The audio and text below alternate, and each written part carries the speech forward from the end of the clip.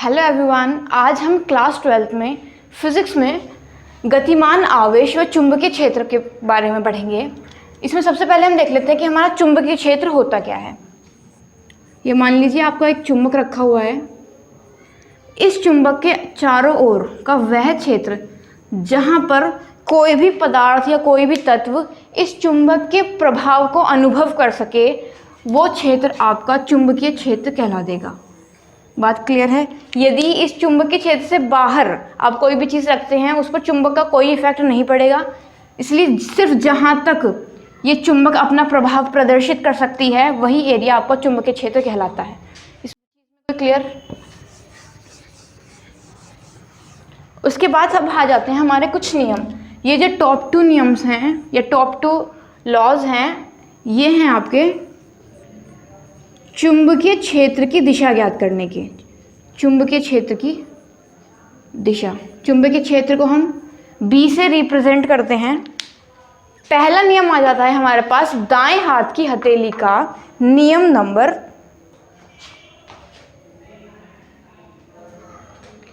पहला नियम आ जाता है हमारे पास दाएं हाथ की हथेली का नियम नंबर 1। यदि आप अपने दाएं हाथ को इस प्रकार फैलाएं कि जो ये अंगूठा है ये धारा I की दिशा बताए, चालक में बहने वाली धारा I की दिशा बताए, तथा उंगलियों को आप उस ओर फैलाएं जिस बिंदु पर, मान लीजिए बिंदु P पर मुझे चुंबकीय क्षेत्र ज्ञात करना है, जिस ओर हमें चुंबकीय क्षेत्र ज्ञात करना है। तो ये जो हथेली है, जिस ओर हथेली धक्का लगाएगी उस ओर चुंबकीय क्षेत्र B की दिशा होगी। यही नियम इस प्रकार से, यदि अब आप इसको दाएं हाथ है तो सिर्फ दाएं हाथ के लिए एप्लीकेबल होगा ये नियम। अब देखिए अंगूठा फिर से धारा की दिशा बता रहा है, उंगलियों को उस बिंदु की तरफ कर लीजिए। मान लीजिए बिंदु P की तरफ मैंने कर लिया फिर से, तो जिस ओर अब हथेली हमारी धक्का लगाएगी वो होगी हमारी चुंबकीय क्षेत्र B की दिशा। उसके बाद आता है हमारा दक्षिणावर्ती पेच का नियम। यदि आप अपने दाएं हाथ में पेचकस पकड़ें और उसको आप इस प्रकार से पकड़ें और उसको घुमाने की जो दिशा होगी वो इस प्रकार से कि जिस प्रकार से आप पेच को कस रहे होते हैं, तो ये जो पेचकस की जो ये वाली डायरेक्शन है, पेचकस की जो नोक होगी वो जिस तरफ होगी वो दिखाएगी कि आप चुंबकीय क्षेत्र में बहने वाली धारा या चालक तार में बहने वाली जो धारा होगी उसको प्रदर्शित करेगी। और जिस तरफ आप पेच को कसने के लिए अंगूठे को घुमाएंगे वो डायरेक्शन जो होगी, वो डायरेक्शन जो होगी वो आपकी चुंबकीय क्षेत्र की दिशा होगी। कुछ इस प्रकार से मैं एक बार डायग्राम के थ्रू और समझाने की कोशिश करती हूँ। मान लीजिए ये आपका पेचकस है, ये इसकी नोक है, तो जिस तरह आप इसे इस तरीके से लेंगे और जब आप इसको घुमाएंगे तो ये इस तरीके से रोटेट होगा, तो यही दिशा आपकी क्या हो जाती है, चुंबकीय क्षेत्र की दिशा हो जाती है। क्लियर है।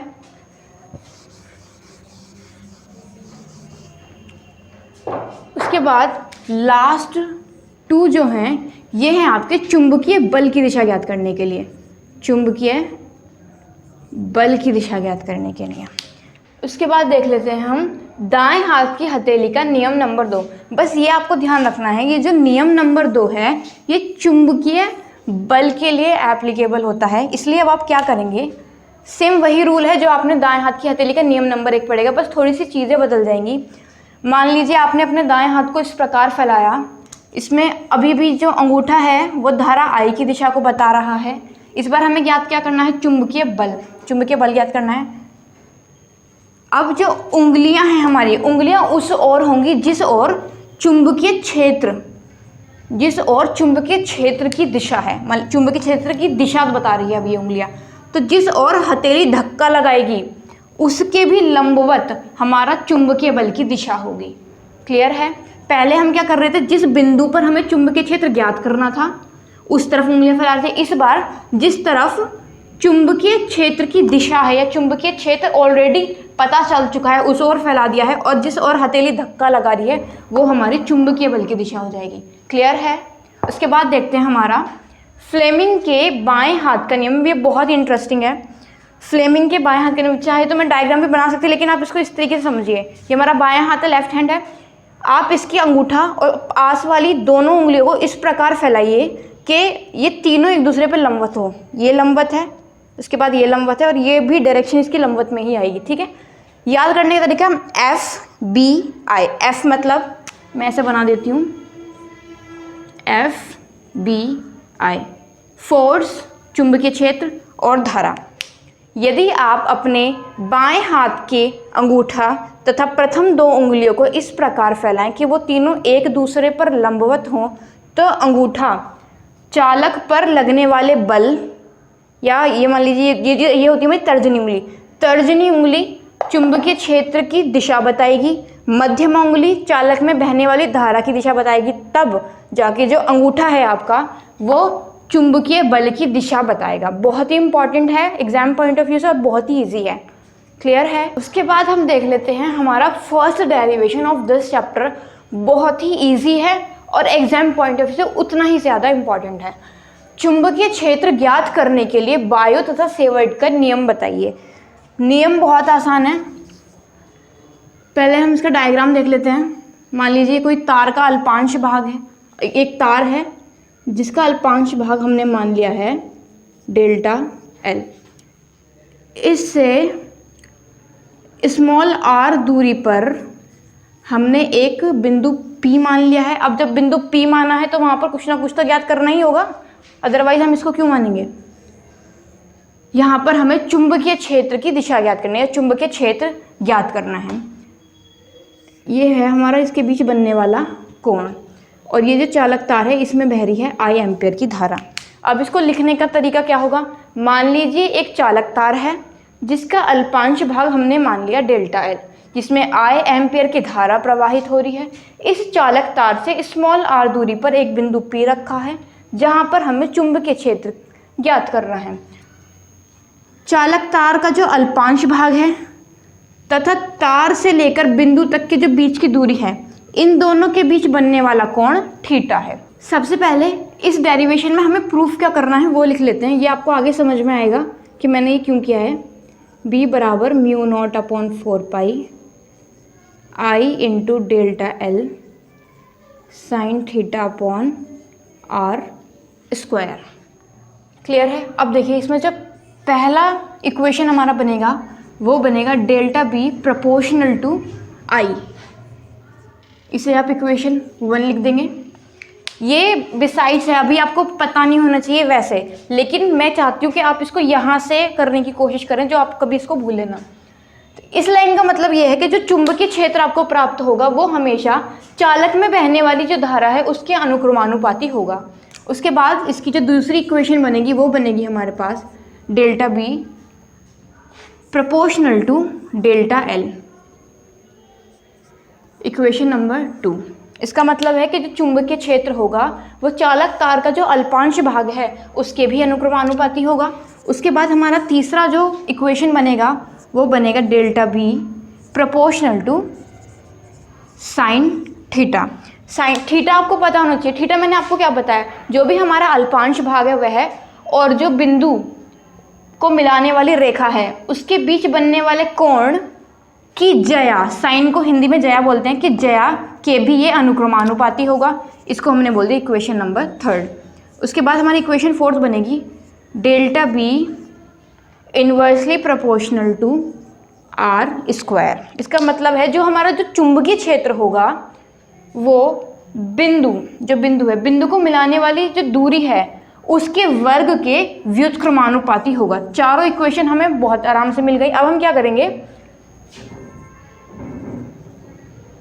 फ्रॉम इक्वेशन 1 2 3 एंड 4 सारी इक्वेशन हमने ले ली। क्या मिल जाएगा, जो अनुक्रमानुपाती वाले हैं सारे ऊपर लिख दीजिए। I delta l sine theta upon are square, ये आ गया हमारे पास। ये क्या है हमारे पास, अनुक्रमानुपाती का साइन है। इसको हटाकर हमेशा एक कांस्टेंट लगाना होता है। यहाँ पर जो कांस्टेंट है म्यू नॉट अपॉन 4 पाई, जो कि फिक्स रहेगा हमेशा, अपनी तरफ से आप कुछ नहीं लगाएंगे। I into delta l sine theta upon are square, ये आपने प्रूफ कर दिया। क्लियर बात है। पहले इसको ध्यान में रख लीजिए, उसके अलावा बाद आप इसको निकालने में बहुत आसानी से रहेंगे। जिन बच्चों को ये लग रहा है कि ये सही से समझ नहीं आ रहा तो फिर आप पूरा इस तरीके से करिए, कोई प्रॉब्लम नहीं है। उसके बाद आपको एक चीज़ पता है, कांस्टेंट अगर फिक्स्ड है तो इसकी कुछ ना कुछ वैल्यू भी ज़रूर होगी। म्यू नॉट अपॉन 4 पाई का वैल्यू होता है -7 न्यूटन पर एम्पियर। यहाँ से ये होती है आपकी चुंबकीयशीलता। जैसे एप्सिलॉन नॉट को आप वैद्युतशीलता पढ़ते थे, ऐसे ही ये होती है आपकी निर्वात चुंबकशीलता। इसकी वैल्यू 10⁻7 इंटू का 4 पाई न्यूटन अपॉन एम्पियर। ये क्लियर है। अब अगर मुझे इसी की विमा निकालनी हो तो मैं किस प्रकार से निकालूंगी? विमा पर आ जाइए। न्यूटन के लिए आप क्या विमा रखते हैं? mLt-2 और एम्पियर के लिए हम क्या रखते हैं? A। तो इस हिसाब से हो जाएगा हमारा mLt-2 A-1। क्लियर है? उसके बाद हमारा नेक्स्ट डेरिवेशन देखते हैं हम। वृत्ताकार धारावाही लूप के केंद्र पर चुंबकीय क्षेत्र के लिए सूत्र की स्थापना कीजिए। ये रहा हमारा धारावाही लूप। इसके बारे में आप क्या लिखेंगे? एक धारावाही लूप है जिसमें I एम्पियर की धारा प्रवाहित हो रही है, जिसके केंद्र O पर हमें चुंबकीय क्षेत्र ज्ञात करना है तथा इसका हमने अल्पांश भागों में वितरित किया है, जिसके अल्पांश भाग है delta L1, delta L2, delta LN तक हम इसको दिखाएंगे। उसके बाद आ जाइए,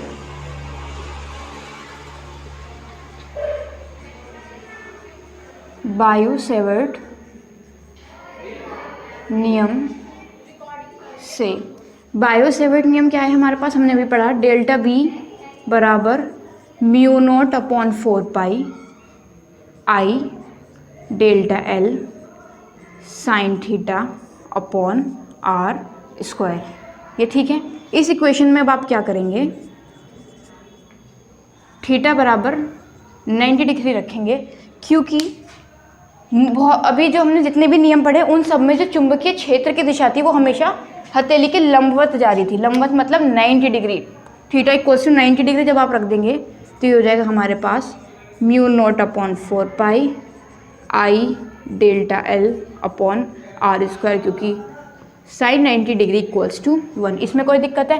अब प्रत्येक अल्पांश भाग के लिए आप चुंबकीय क्षेत्र देखेंगे तो L बराबर क्या हो गया आपके पास? Delta L1, delta L2, delta L3, delta L4, ये हो जाएगा आपका डेल्टा LN तक। तो L1 के लिए, पहले अल्पांश भाग के लिए डेल्टा L1 के लिए चुंबकीय क्षेत्र हो जाएगा डेल्टा B1 बराबर, इस वाली इक्वेशन से करते रहिए सिर्फ बस। अब mu not upon 4 pi I into delta del L1 R square. इसे मान लीजिए इक्वेशन नंबर 1। उसके बाद दूसरे अल्पांश भाग के लिए अगर आप चुंबकीय क्षेत्र निकालेंगे तो वो हो जाएगा हमारे पास mu not upon 4 pi I into delta L2 upon R square. इसी प्रकार से करते करते आप डेल्टा LN के लिए अगर निकालेंगे तो हो जाएगा delta BN equals to mu not upon 4 pi I into delta LN upon R square. यहाँ तक किसी को कोई दिक्कत नहीं होनी चाहिए। अब क्या करना है हमें? ये आपकी इक्वेशन नंबर 2 हो गई, ये इक्वेशन नंबर N तक पहुँच गई। सारी इक्वेशंस को हम जोड़ देंगे तो टोटल जो B आ जाएगा आपको निकल के delta B1 plus delta B2 plus delta B3 dash dash dash delta BN। इन सब की अगर आप वैल्यूज़ रखेंगे, B1 का value here mu not upon 4 pi I into delta L1 upon R square plus mu not upon 4 pi I into delta L2 upon R square. इसी प्रकार से so on mu not upon 4 pi I into delta LN upon are square.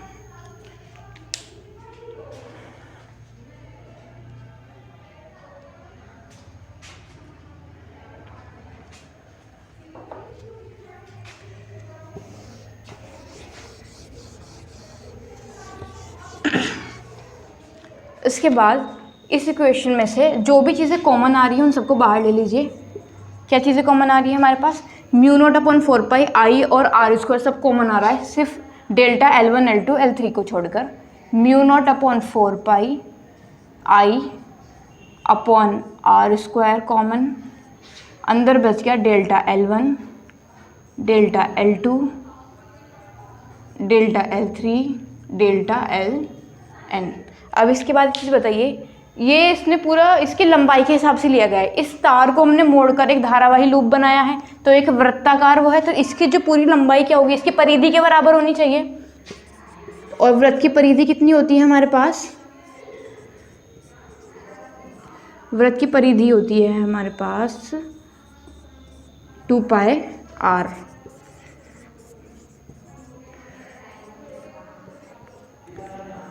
परिधि हो गई 2 पाई r। इस r से एक r आप कैंसिल आउट कर सकते हैं, तो टोटल चुंबकीय क्षेत्र कितना हो जाएगा हमारे पास? Mu not upon 4 pi 2 pi i upon r।